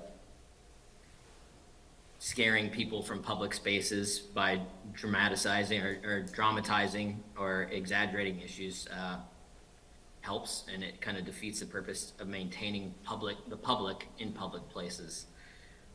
The issues that are affecting our communities across our nation, and this one included, are indeed real, and they are found in public and private lands alike. And the Mingus Park is no exception. There are issues that are there. It is not the picture that I heard that was described from my personal experience, and that is speaking from my personal experience and mine alone. I know that I walk downtown a lot, and I have all kinds of varying experiences when it comes to the population that is dealing with mental health and housing instability. And if anything, these conditions that we all observe should be a call to action. We need to figure out solutions. I don't believe necessarily that I am well equipped to do that. I'm here to lend my hand in any way, shape, or form. I want to find solutions, but right now I believe that maintaining presence in our public spaces is crucial to setting the tone for what those spaces are used for. And for me, I've always thought of intended use in public spaces like parks helps to discourage unintended use or activities that are happening in our public spaces. So while not everybody feels safe, and I'm well aware of that, I will speak to my experience alone, which is I walk the park every day, sometimes multiple times a day. My family's down there a lot. We have a lot of great interactions. We have, some moments where it's, a little strange here and there.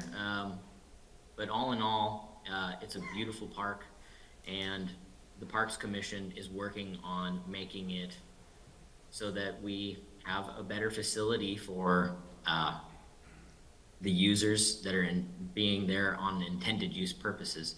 So you know, I think things are being addressed, and we can have discussions offhand.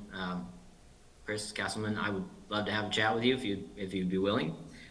So you can reach out to me personally, and we can work on that. On another note, I'm really happy to see the city moving forward and supporting bicycle infrastructure. I think that that's another one of those ways where you build infrastructure and it has an intended use, and the more infrastructure we have for that intended use, it will be used as such, and I really hope that we can see our community grow in that healthy way of alternative modes of transportation. And that I alluded to this event that's coming up tomorrow earlier, which is the National Bike to School Day. We are having an event where several students and volunteers are going to be meeting at the public library tomorrow morning and bicycling down to Lighthouse School. So if you are listening and you are one of the members of the community who travels along that route in your car in the morning, just be alert and eyes wide open. We'll have a group of kids and volunteers biking on the road, and we're hoping to bring some awareness and bring some fun and invite children to feel like the streets are open for them in ways that include bicycles. And it's my intent and my vision to see much more bicycle infrastructure for kids, for families, for people of all different economic statuses to be able to commute in our downtown area. And I'm really glad to see that, we're making first steps right now. So kudos to the staff for helping the Parks Commission on that, and you're all doing a great job. Very appreciative. And I think that's all I have for right now. Oh wait, one more thing, parks related as well. I just want to echo all the support for the Mingus Park pool. Was just absolutely spectacular. This community sees this that pool as a resource that is just absolutely imperative that we continue to keep it running, and it was evident by so much support, and I'm just so grateful to everybody who chipped in and made that happen. Getting this back on track as soon as possible and right before the summer season is really a feat to be celebrated. So thank you to everybody who participated in that. Cheers. Thank you. Councilor Cribbins? Yeah, good evening. I just wanted to say thank you to the staff. There were multiple projects we did tonight. I know it's a lot of work for you guys, and I realize that infrastructure is not a fun and glamorous role, but it is something that needs to be maintained and taken care of. So appreciate all the work you put into that to help keep things moving forward. I appreciated the couple projects we're looking at. I enjoyed the discussion on the Empire beautification, and then I think kind of connecting is the central section of Central we discussed this evening. I think those are all positive signs for us moving forward. Aside from that, I just want to acknowledge, I think both Coos Bay and North Bend had successful proms this last 2 weekends. I know we use Mingus Park all the time, and we used it the evening in the prom for the pictures, and it is still a beautiful park and a very comfortable space to be. I suppose I'd like to end by saying, it's season's changing. Farmers market opened, I believe, last Wednesday. Tomorrow, I believe, will be some fabulous weather. It'd be great to get down there and support the vendors that are down there. And that's all I have. Thank you. Councilor Stevens? Thank you. A couple of things. I know I referenced this and Jaden also referenced it, but I just want to read a couple comments that will hopefully inspire you to actually go through the whole document. Throughout this, they have just created a really easy to read assessment that I think is really important for community members to be aware of. So this is about indigenous communities. History. The history of the tribes after the arrival of colonizers is one of injustice and abuse. In the 1850s and 60s, Native Americans were rounded up and forcefully expelled from their homeland. For over 160 years, local tribes have fought to reclaim their land and sovereignty. The 1955 Western Oregon Termination Act eliminated over 60 tribes, more than the total tribes terminated under all other individual acts. Only 9 tribes have come back. Many tribes were removed to other tribal reservations. Some in the area escaped and enrolled in California tribes. Intense, right? It then goes on to talk about the Indian Child Welfare Act and some community bright spots. I'll end my comments here.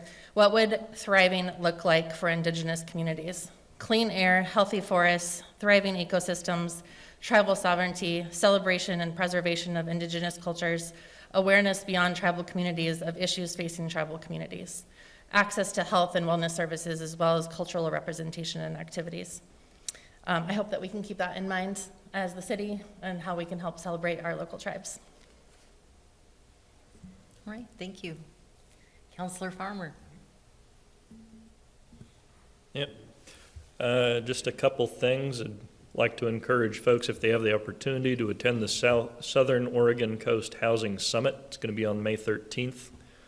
I've been at a few of those, and they're informative on the status of our housing market. It can surprise us sometimes because when we look at the development deficits we've seen in past ones, the studies will actually indicate we have an abundance of low-income housing properties. What we don't have is the middle and higher, and that is resulting in compression on the lower value housing market that we have, resulting in there being nowhere to live if you don't have enough money, but the people with enough money to buy a bigger place don't have anywhere to buy. So that was one of the interesting outcomes we run into. The Mingus Park, the folks you see around there, where'd you go? There you are. I'm guessing you already contact the community resource officer with the police department. Have you ever gotten a hold of folks at the crisis team at Coos Health and Wellness? That might be a good resource as well, because the guy wandering around cracking a whip sounds like he may need some help. So yeah, when you see people acting pretty weird out there, crisis team will figure out if it's mental health or drugs, and they'll work with the person to get them wherever they need to go. They have a 24/7 resource? They do. I can give you the number after this if you want, or I can just read it off to you. Yep. You might, if you would, give that number anyway for folks that are online.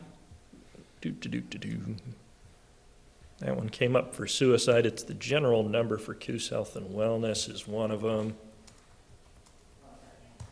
Oh, the one I did was not the one you want. 541-266-6700. And if that doesn't work,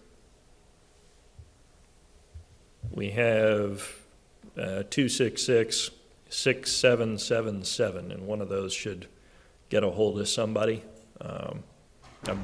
I believe the crisis team still works 24/7. Funding has changed here and there, but I think they are still 24/7.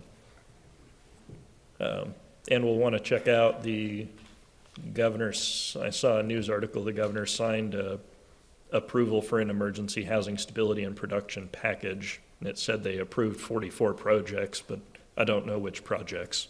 So I know we had 3 big ones that didn't make it, but then the state came back that they were worried we would sue OHCS, and they were looking at the 180 units again. So we made them nervous. That's fun. Yep, that's my stuff. All right, thank you. So I will just wrap it up with, I appreciate everyone that came out today and those who spoke. I appreciate that. I do wonder if it wouldn't be, when we talked about maybe addressing some of the issues in the parks, if that's something we should bring before the livability committee. I'd be interested in that one, yeah. And the livability committee meets at the end of the month, the last Thursday. That is an active committee that was appointed by the council to address issues as well as things that make our community a better place to live. And we have a good cross-section of folks, including community members, community at large members on that. So I would be interested in maybe bringing that before that committee. And I do appreciate that the folks that do see things make a phone call, at least to our non-emergent police line, when they see something that,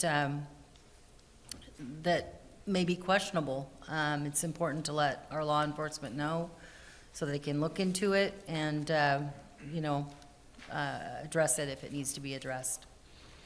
Also, just a question, the election, the advisory vote that's on the ballot, we are in an election right now, and I was kind of surprised when I got my ballot that the question was yes or no, not necessarily the which location over another location. So I didn't know if you wanted to address any of that. Yes, I can certainly speak to that. There was some clarity around that, placing that on the ballot that wasn't initially understood. State law limits how a ballot measure can be posed. It is a yes or no answer.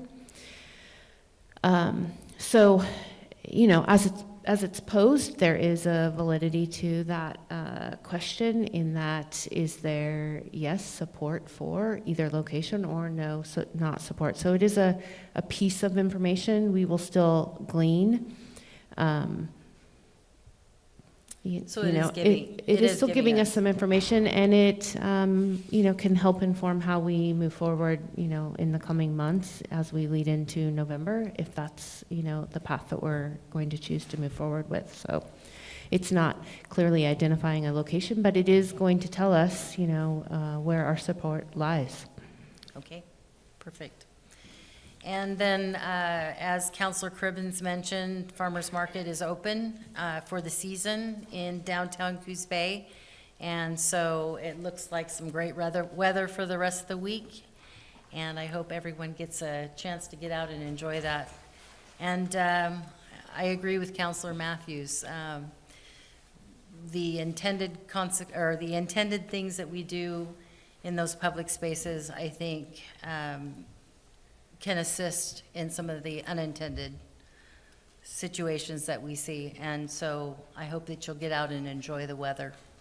And with that, I will adjourn our council meeting, and we will move into the Urban Renewal Agency. We need to take a break to switch, so it will take 5 minutes.